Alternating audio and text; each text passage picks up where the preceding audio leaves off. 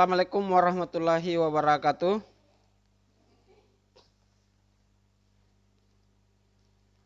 Berjumpa kembali dengan Bahar. Kali ini kita akan membahas tentang jenis-jenis mikrokontroler. Pada video sebelumnya kita sudah membahas komponen-komponen apa saja yang ada pada sistem robotik. Jadi kali ini kita akan membahas komponen-komponen tersebut. Yang pertama yang kita bahas adalah jenis-jenis mikrokontroler. Ya. Mungkin ada yang bertanya, apa sih perbedaan mikroprosesor dan mikrokontroler? Ya. Mikroprosesor itu adalah sebuah chip CPU yang di dalamnya terdapat ALU, register, bus control unit, dan instruction decoder, dan lain sebagainya. Jadi mikroprosesor ini adalah central processing unit yang di dalamnya terdapat ALU atau arithmetic logic unit, arithmetica logical unit. Guna dari ALU ini yaitu untuk mengeksekusi semua perintah-perintah yang dalam bentuk matematik, aritmetik, yang dalam bentuk aritmetik, penjumlahan, perkalian, dan lain sebagainya. Itu yang akan dikerjakan di arithmetic logic unit. Kalau register ini adalah bagian yang digunakan untuk menyimpan perintah. Ya, ada register A, register B, sampai register H. Ya, jadi semua perintah-perintah itu akan disimpan di dalam register. Bus control unit. Ya, bus control unit ini adalah jalur-jalur atau ya semacam jalan untuk menghubungkan antara ALU, register, dan input-output dan lain sebagainya. Itu namanya bus control unit. Bus yang mengontrol semua unit-unit yang ada di dalam mikroprosesor. Ada instruksi decoder, ya, ada decoder dan encoder dan lain sebagainya. Itu adalah mikroprosesor. Mikroprosesor ini di mana biasa kita ketemukan, dia berada pada sistem komputer. Jadi mikroprosesor ini adalah otak daripada komputer. Kenapa? Karena semua instruksi, semua kegiatan, dan semua perintah-perintah itu diproses di dalam mikroprosesor. Jadi kalau misalnya di manusia ini adalah otaknya, otak manusia. Semua perintah, semua ingatan, semua perintah untuk menggerakkan anggota badan itu ada pada otak. Jadi kalau misalnya tidak perhatikan ini berarti kamu tidak ada otak. Ya. Jadi mikroprosesor itu untuk manusia itu adalah otaknya, sama halnya dengan komputer. Itu adalah otak daripada komputer. Jadi kalau sudah rusak mikroprosesornya tidak bisa diapa-apakan. Karena otaknya sudah rusak. Sama dengan manusia, kalau otaknya sudah rusak ya mau diapakan lagi. Kalau mikrokontroler adalah sebuah chip yang di dalamnya terdapat prosesor atau CPU, ada ROM, RAM, input output, clock, dan ada piranti yang lainnya yang kecil-kecil. Jadi mikrokontroler ini sama halnya dengan mikroprosesor, dia berbentuk chip.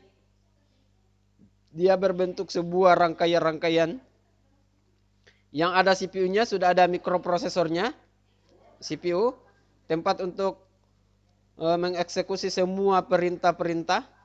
Kalau ROM ini adalah read only memory, di mana bagian tempat menyimpan program atau perintah yang tidak bisa sama sekali diedit, tidak bisa sama sekali dihapus, itu adalah perintah bawaan. Ada RAM, ya, random access memory, di mana kita bisa menyimpan perintah-perintah yang bersifat untuk sementara. Jadi ROM ini ya bagian untuk menyimpan perintah yang tidak bisa diapa-apakan, hanya bisa dibaca, tidak bisa diedit. Salah satu contoh kalau misalnya di dalam komputer itu, apabila kita ingin memprint sesuatu dokumen, maka otomatis kita klik print atau kita kombinasikan kontrol dengan P, kontrol P, itu tersimpan di dalam ROM karena selamanya tidak bisa dirubah. Ya, komputer apapun dan jenis apapun apabila kita mau memprint sebuah dokumen pasti kontrol P. Tidak mungkin kontrol G, tidak mungkin kontrol R, tidak mungkin kontrol H. Ya. Karena itu memang perintah bawaan dari pabriknya, tidak bisa dirubah sama sekali. Sama halnya dengan kontrol S. Kontrol S ini digunakan untuk menyimpan. Nah, itu tidak bisa digunakan untuk memerintah, memprint. Beda halnya kalau RAM. Kalau RAM ini pada sistem komputer itu ada pada memory card. Gunanya RAM ini adalah bagian untuk menyimpan perintah-perintah sementara. Apabila instruksi yang kita simpan sudah dilaksanakan oleh mikroprosesor atau CPU, maka secara otomatis perintah yang kita simpan di dalam RAM itu akan terhapus dengan sendirinya. Ya, di sini memproses perintah untuk sementara melakukan sesuatu. Ada input-output. Input ini adalah masukan, output adalah keluaran. Jadi semua jalur, semua piranti yang kita gunakan untuk menginput sesuatu, itu namanya input. Dan semua piranti yang kita gunakan untuk melihat hasil, itu adalah output.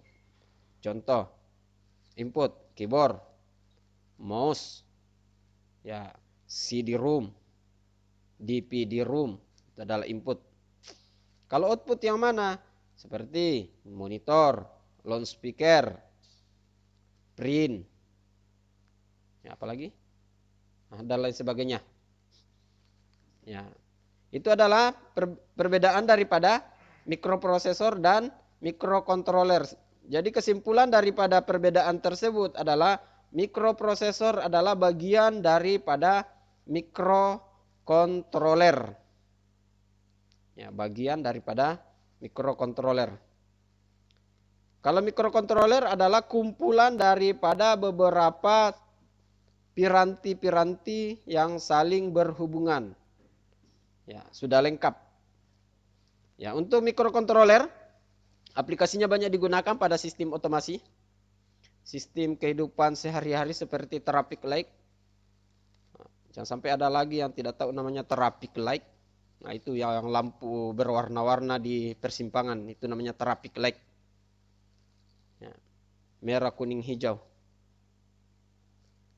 Ada jam digital.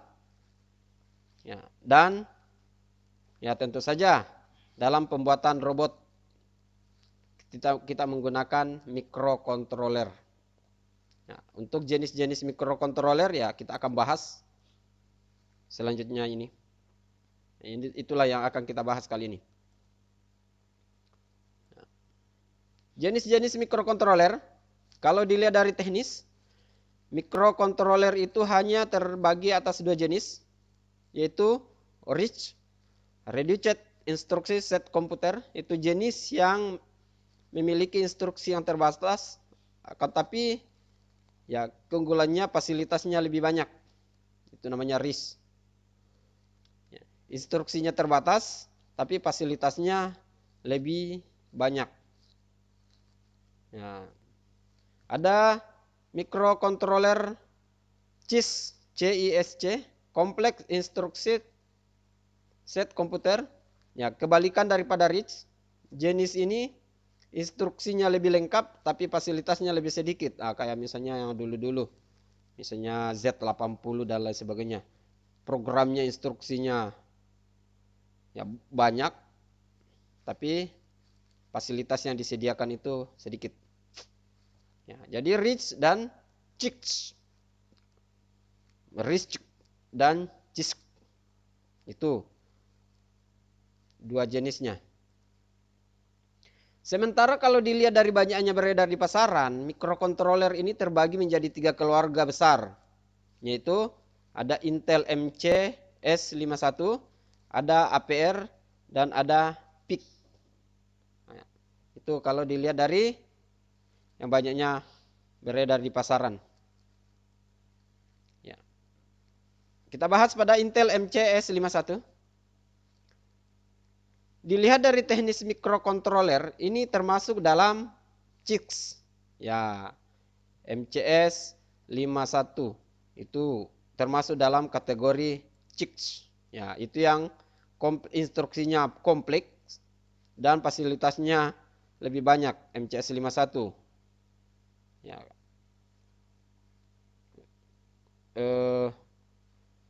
Programnya banyak, harus lengkap. Ya. Tetapi ya dia memberikan fasilitas lebih sedikit. Jadi harus menggunakan bahasa assembly, bahasa pemrograman berbasis mesin. Ya pada awalnya aplikasi chip ini pada awalnya dirancang untuk aplikasi chip tunggal, tapi modenya sudah diperluas dengan ROM di luar 64 KB dan RAM-nya di luar 64 KB juga. Ya, dan aksesnya terpisah antara jalur program dan jalur data. Karena dia mempunyai instruksi yang lengkap, tapi walaupun fasilitasnya kecil, makanya kebanyakan MCS 51 ini kita gunakan pada PLC, Programmable Logic Control. Ya, karena untuk fasilitas PLC ini tidak dibutuhkan terlalu banyak, hanya kita menggunakan hidrolik. Ya, maju mundur. Jadi cocok untuk digunakan pada pneumatic logic control. Ya. Itu MCS 51. Ya, ini adalah tipe MCS 51. Ada AT89C1051 yang memori programnya 1 KB, memori datanya 64, RAM, waktu temernya 1, teknologi CMOS. Jadi dia seperti CMOS. Teknologinya menggunakan CMOS. Ya, mungkin ada lagi yang tidak tahu apa itu baterai, yang mana itu namanya CMOS. Mana baterai CMOS, yang mana CMOS. Ya, silakan belajar sendiri. Ada AT89C205 sampai AT89C55, ada juga AT89S. Ya, itu dari MCS 51. Dia menggunakan program bahasa assembly, bahasa mesin. Ini AT 89C dan 89S. Itu dia menggunakan bahasa assembly. Yang kedua yaitu APR. Ya, jadi mikrokontroler MCS 51 ini adalah mikrokontroler yang sudah dulu dipelajari sebelum kita masuk di APR. Ya, ada Z50, ada 8085, 8086. Ya. Programnya lumayan ribet karena harus menggunakan bahasa assembly. Tapi bisa, yang keunggulan mikrokontroler MCS 51 ini bisa kita gunakan PLC untuk bahasa leader, boleh menggunakan bahasa leader. Tapi kalau untuk membuat sebuah robotik menggunakan MCS 51 ini harus menggunakan bahasa assembly. Doakan saja video-video selanjutnya kita akan belajar bagaimana sih yang namanya bahasa pemrograman assembly. Kita akan kupas satu persatu.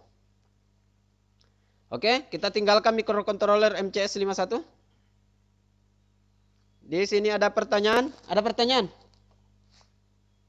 Tidak ada. Diam berarti tidak ada. Kita masuk pada APR. Singkatan daripada APR adalah Alf and Vegat Rich Processor. Berarti prosesor ini sudah termasuk pada rich. Ya. Prosesor ini sudah masuk pada rich. Ya, yaitu Jenis instruksinya yang terbatas, tapi fasilitasnya lebih banyak. Ah, ini APR. Rich. Mikrokontrol jenis 8 bit. APR jenis mikrokontrol yang paling sering digunakan dalam bidang elektronika, pembuatan proyek elektronika, dan tentu saja robot. Jadi ini APR yang sering sekali kita gunakan untuk pembuatan robot. Ya, pengembangan daripada MCS 51. Kenapa mudah digunakan? Karena programnya tidak terlalu ribet, tapi fasilitasnya banyak. Ya, ini rich. Jadi ada 4 kelas dari APR ini. Ada Attini, ada Atmega 90S, sekian ke belakang, AT90S ke belakang.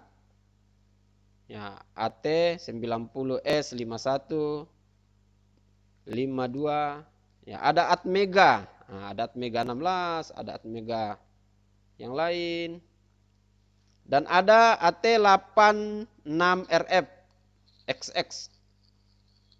Nah, jadi yang paling sering kita gunakan, yang booming saat ini, yang banyak digunakan oleh para pemrogramer komputer, robotik, itu rata-rata menggunakan 328, yaitu Arduino. Ya, namanya mikrokontroler Arduino. Nah, tapi harus kita pelajari dulu Z80 yang di belakang sana, baru kita bisa masuk kepada Arduino ini pada kelas APR. Ya, pemrogramannya sudah menggunakan bahasa pemrograman C. C, C++, ada pemrograman Bascom, ada pemrograman ya, Arduino itu sendiri. Ya, itu untuk APR. Jadi varian mikrokontroler APM lagi. APR itu ada Atmega 8, ada Atmega 8535, ada Atmega 16, ada Atmega 162, ada Atmega 32, ada Atmega 128, ada Attini 12, Attini 23, 13, ada Attini 44, dan ada Attini kategori 8. Ya, Atmega 32. Ya, tuh 328. Ada. Jadi ini adalah varian-varian daripada APR. Ya, sudah agak, maksudnya sudah agak di atas dibandingkan MCS 51. Kenapa sudah di atas? Karena pemrogramannya itu sudah menggunakan sistem ISP. Ya, sudah bisa menggunakan di download, di upload program. Kalau beda tadi, kalau misalnya kita menggunakan MCS 51, langsung diprogram pada CMOS-nya, berbasis CMOS. Dan flashnya juga sudah meningkat, RAM-nya juga sudah tinggi, EPROM-nya juga lumayan, pin-nya juga sudah banyak. Ya, pin input output-nya sudah sampai 32. Kalau misalnya MCS, pinnya tidak terlalu banyak karena memang fasilitasnya sedikit. Kalau misalnya APR ini, ya fasilitasnya sudah banyak, makanya dia disiapkan pin input outputnya sampai 32. Timer 8 bit, ada timer 6 bit. Ya, dia sudah menggunakan PWM. Ya, bisa diatur PWM-nya, kecepatan. Misalnya kita menggunakan motor DC, bisa diatur kecepatannya, bisa diatur kelambatannya. Nah, itu untuk PWM. Ya, sudah ada ACDC-nya. Nah, 10 bit, SPI dan ISP. Instruksi sistem protokol. Itu untuk varian APR. Jadi kebanyakan orang programmer robotik itu rata-rata menggunakan APR. Sudah jarang orang menggunakan MCS 51. Kecuali kalau misalnya memprogram PLC, tapi PLC juga dia ada program tersendirinya. Selanjutnya ada microcontroller dalam kategori PIC, Programmer Interface Controller. Ya, perkembangannya menjadi Programmable Intelligence Komputer. Pertama, dikembangkan oleh Microelectronic General Instrument dengan nama PIC 1640. Ya, PIC ini ya, sangat populer yang digunakan untuk penghobi elektronika karena kenapa? Biayanya agak murah, di mana saja ada, penggunaannya luas, ya database-nya besar, ya programannya dilakukan melalui serial pada komputer dan karena ketahanan kekuatannya sering dipakai untuk aplikasi lebih besar seperti industri. Jadi microcontroller PIC ini biasa digunakan oleh orang-orang yang penghobi elektronika. Misalnya orang mau membuat running text itu ya sudah programnya itu sudah tersimpan di dalam, tinggal diatur set-setnya, misalnya mau huruf tebal apa segala, tidak perlu masuk lagi di pemrograman, hanya diatur dengan secara menggunakan komputer pada menggunakan serial komputer. Jadi rata-rata PIC ini digunakan oleh robot-robotik yang sudah jadi. Tinggal kita memberikan perintah mau dibelok kemana, mau diturunkan kemana. Sama halnya kalau menggunakan running text ini, ya rata-rata biasanya power LED. Biasanya power LED ini menggunakan PIC 32. Ya. Jadi tidak bisa, itu bisa dirubah-rubah melalui serial komputer pada perintah. Kalau misalnya menggunakan APR, kita harus masuk ke dalam pemrogramannya untuk merubah di dalam. Mau ditebalkan hurufnya bagaimana, modelnya bagaimana, besarnya huruf bagaimana, ya, runningnya mau ke kiri ke kanan, kita harus masuk ke dalam pemrograman komputer, pemrogramannya. Tapi kalau menggunakan PIC ini bisa menggunakan serial komputer. Makanya sangat banyak digunakan oleh penghobi elektronika. Kenapa? Biayanya juga murah, terjangkau di mana saja. Itu adalah PIC. Jadi secara singkat itu adalah macam-macam daripada microcontroller. Untuk lebih jelasnya nanti, nah, insya Allah doakan saja kita akan buatkan video. Kita mengulas, kita membahas semua jenis-jenis microcontroller ini secara lengkap. Mulai dari pemrograman, isinya dalam, rangkaian-rangkaiannya. Oke? Demikian pembahasan untuk jenis-jenis microcontroller. Selanjutnya, terima kasih. Oke, demikian pembahasannya. Terima kasih kepada semua rekan-rekan yang sudah menonton. Dan jangan lupa apabila bermanfaat, apabila bisa ada ilmu yang kalian petik di dalam, maka jangan lupa di subscribe, di share kepada teman-teman, agar apa yang Anda tahu bisa ditahu juga oleh teman kita sendiri. Dan jangan lupa di like. Kalau masih ada pertanyaan silakan kirim pertanyaan di kolom komentar. Insya Allah saya akan balas dan kita belajar bersama-sama. Demikian. Assalamualaikum warahmatullahi wabarakatuh.